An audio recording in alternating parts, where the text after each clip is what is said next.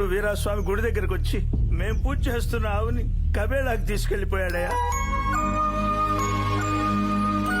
ఏ జాతైనా సరే పాలు తాగే వయసులో బిడ్డ తల్లి దగ్గరే ఉండాలి.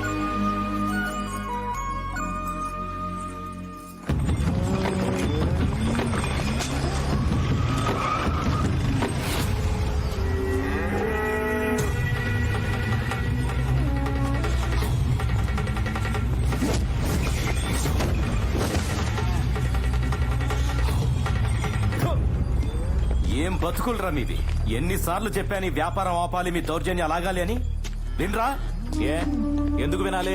ఆవంటే మతమో నమ్మకమో కాదురా, 4 పాదాల నడిచే ధర్మం.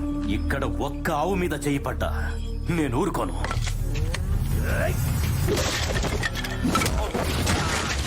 అనుభవాలిచ్చేది అమ్మరా, ఆవు కూడా అమ్మేరా.